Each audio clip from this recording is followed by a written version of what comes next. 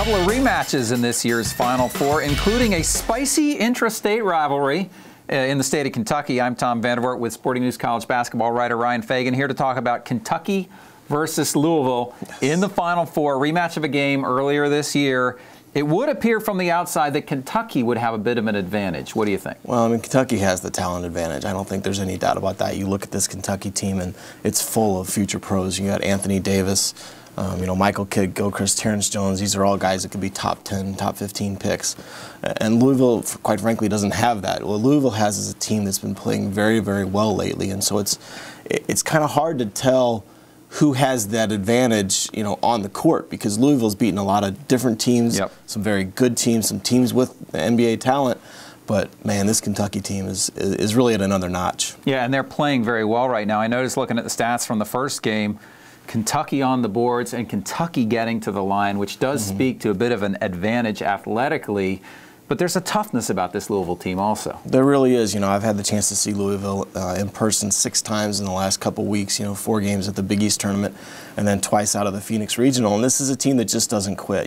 They play very well as a unit, maybe as well as any team in the country. They understand what they need to do and they understand their strengths, and they really rely on their team.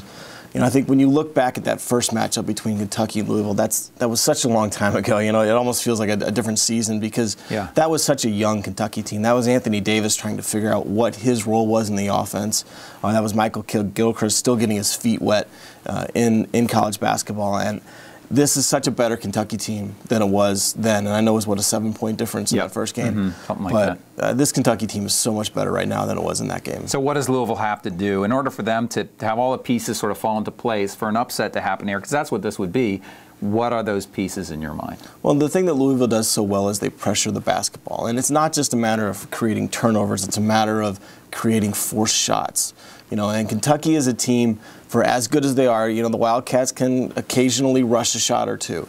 So if Louisville can kind of play into that and force up some quick shots, some bad shots, and then create turnovers, we've seen down the stretch in each of these games, especially against Florida in the Elite Eight, Louisville forced bad shots down the stretch, and it's kind of a cumulative effect with their pressure that you might not see it on the stat sheet, but you see it watching the film of mistakes that are made late because these guards and these players are under so much pressure from the Louisville defense. I see. So force some bad shots, and by God, you better take care of that defensive glass. Yes. In the end, you see Kentucky walking away with this one? I do. If anything's taught me from not watching Louisville these last 6 games, it's to not count the Cardinals out. But, this Kentucky team all year has been a notch above, I think, everybody else. And watching what the Wildcats did against a very good Indiana team was really very impressive. All right, we'll see what happens on Saturday down in New Orleans. For Ryan Fagan, I'm Tom Vandervoort. We'll see you next time.